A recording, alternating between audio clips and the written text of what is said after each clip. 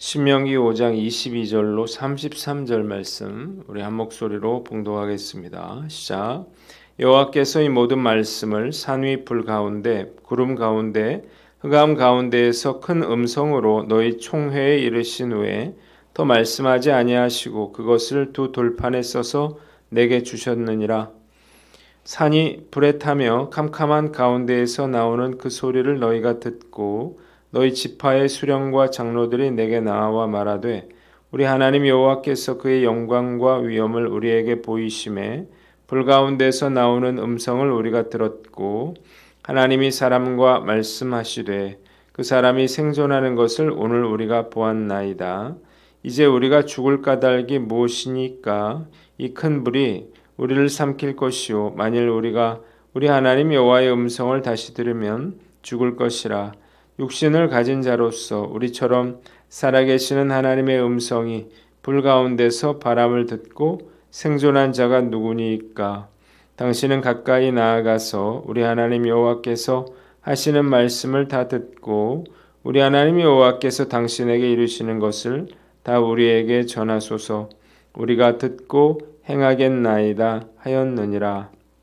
여호와께서 너희가 내게 말할 때에 너희가 말하는 소리를 들으신지라. 여호와께서 내게 이르시되 이 백성이 내게 말하는 그 말소리를 내가 들은즉 그 말이 다 옳도다. 다만 그들이 항상 이 같은 마음을 품어 나를 경외하며 내 모든 명령을 지켜서 그들과 그 자손이 영원히 복받기를 원하노라. 가서 그들에게 각기 장막으로 돌아가라 이르고 너는 여기 내 곁에 서 있으라. 내가 모든 명령과 규례와 법도를 내게 이르리니 너는 그것을 그들에게 가르쳐서 내가 그들에게 기업으로 주는 땅에서 그들에게 이것을 행하라 하라 하셨나니 그런즉 너희 하나님 여호와께서 너희에게 명령하신 대로 너희는 삼가 행하여 좌로나 우로나 치우치지 말고 너희 하나님 여호와께서 너희에게 명령하신 모든 도를 행하라. 그리하면 너희가 살 것이요 복이 너희에게 있을 것이며 너희가 차지한 땅에서 너희의 날이 길리라. 아멘. 오늘은 중재자 모세라고 하는 제목으로 묵상 나눔하도록 하겠습니다. 본문 두 부분으로 나눠서 생각해 봅니다. 먼저 22절로 27절인데 25절을 봅니다. 한번 따라해 봅시다. 만일 우리가 우리 하나님 여호와의 음성을 다시 들으면 죽을 것이라. 모세는 백성들에게 하나님이 출애굽 1세대에게 율법을 주셨던 그때의 상황에 대해서 상세하게 이야기를 들려줍니다. 하나님께서 큰 목소리로 말씀하시고 십계명을 돌판에 새겨서 주셨을 때에 산은 불에 타고 있었고 구름과 흑암이 온 산을 뒤덮고 있었습니다. 두려움에 빠진 백성들은 두령과 장로들을 모세에게 보내어서 만일 그들이 하나님의 음성을 다시 듣는다면 죽을 것이라면서 모세가 하나님께 나아가서 하나님께서 그에게 말씀하신 것을 자신들에게 전달해 달라 이렇게 간청을 합니다. 그러면 그들이 그대로 행하겠다는 것입니다. 이스라엘 백성들은 하나님의 거룩함과 영광 앞에서 비로소 하나님의 거룩한 본성과 인간의 죄악된 본성의 차이에 대해서 알게 되었고 하나님의 놀라운 능력과 그 능력 앞에서 인간의 무력함의 차이에 대해서 깊이 깨닫게 되었습니다.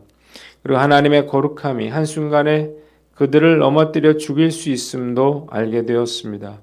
그래서 그들은 두려움에 빠졌고 모세에게 하나님의 말씀을 대언하는 그러한 중보자 역할을 해달라 이렇게 요청하고 있는 것입니다.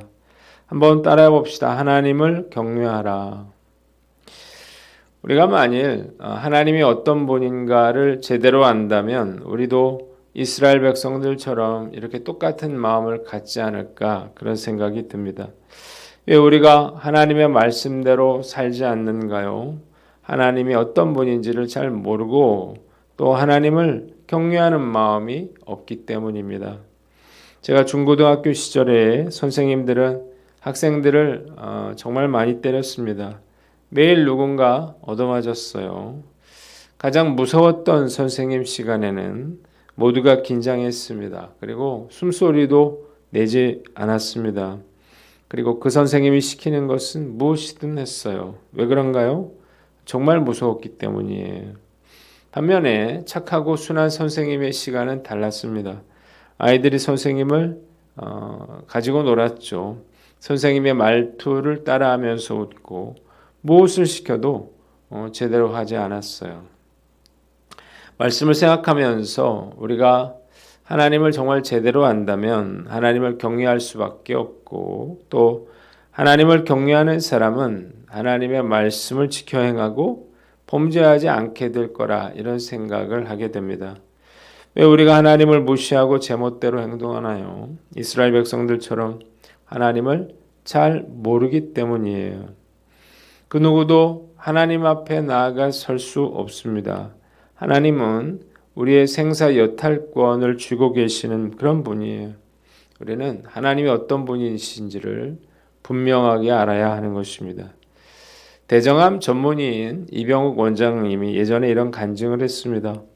대학병원에 근무하던 어느 날 온몸에 문신이 새겨져 있는 한 환자가 수술실에 들어왔어요.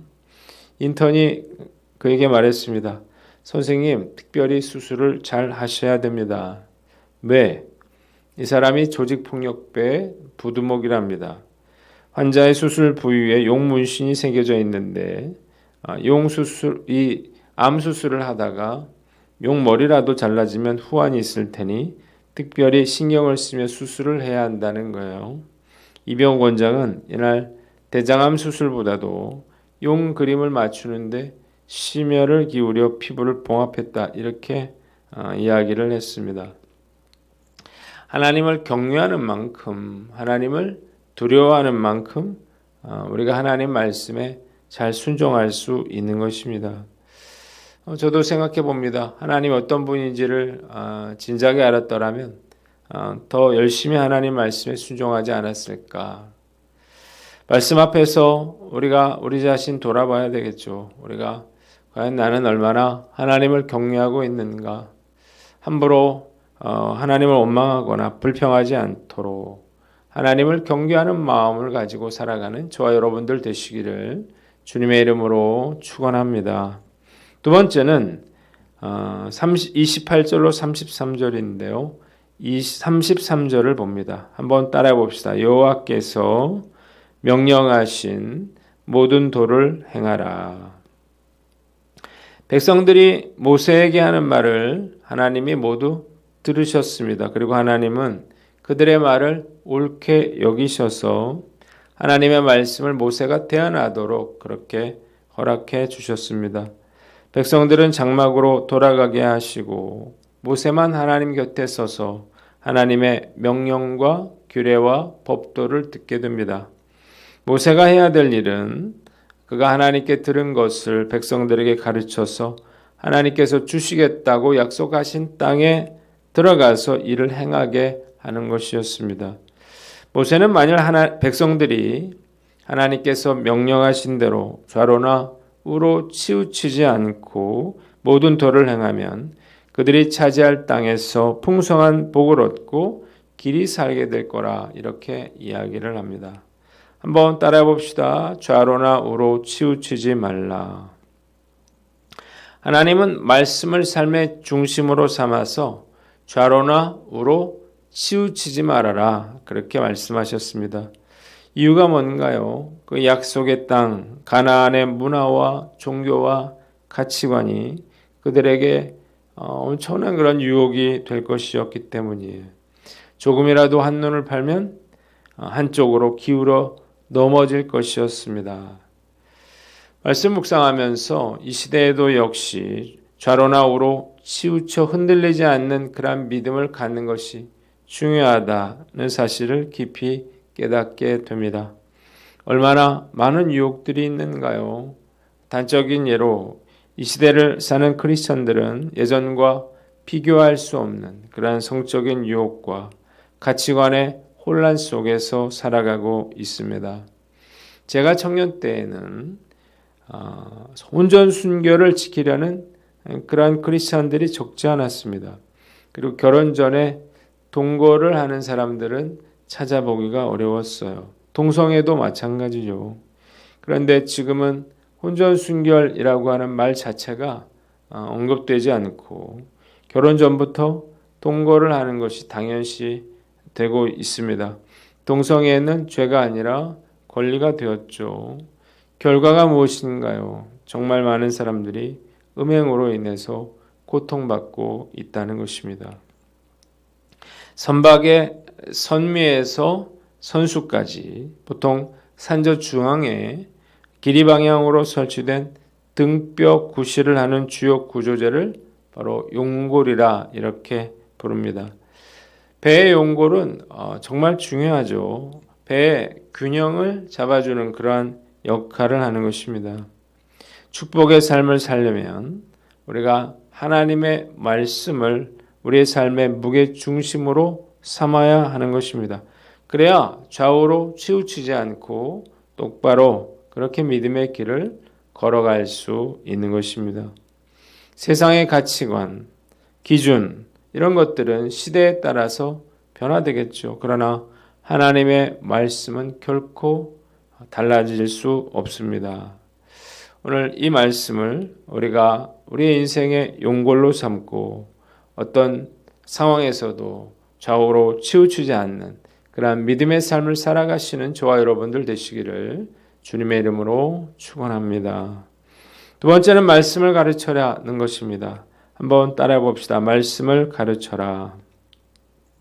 하나님께서 모세에게 하나님의 명령과 규례와 법도를 백성들에게 가르쳐라 이렇게 말씀하신 것처럼 저 역시 우리 성도들에게 하나님의 명령과 규례와 법도를 가르쳐야 하는 것입니다.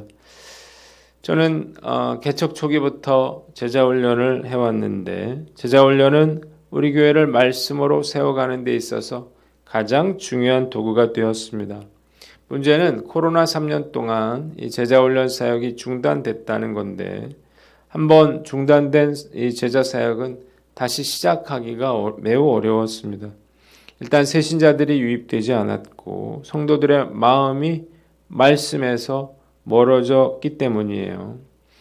사실 저도 엄두가 나질 않는데 과연 이전 수준으로 제자훈련을 할 수 있을까 그런 걱정이 앞섭니다. 그러나 실패하더라도 두려워하지 말고 도전해야 할 것입니다. 왜냐하면 제자 사역이야말로 하나님의 명령과 규례와 법도를 성도들에게 가르치는 가장 중요한 방법이기 때문이에요. 자, 이번 달부터 제자훈련과 사역훈련을 시작하려고 그래요. 내일 우리 대상자들을 이제 모아서 내일 준비 모임을 가지려고 하는데 영적 방해를 이기고 최선을 다해서 우리 성도들에게 말씀을 가르칠 수 있기를 그렇게 기도해 봅니다. 오늘 말씀 앞에서 나 자신을 돌아보고 하나님의 명령과 규례와 법도를 지키며 사는 것, 그것을 다음 세대에 전수하는 것이야말로 우리에게 주신 가장 중요한 사명임을 알고 우리가 끝까지 이 사명을 감당해 나가시는 저와 여러분들 되시기를 주님의 이름으로 축원합니다. 기도하겠습니다. 하나님 아버지, 좌로나 우로 치우치지 않게 하시고 주의 말씀을 우리가 잘 가르치게 하여 주시옵소서. 이제는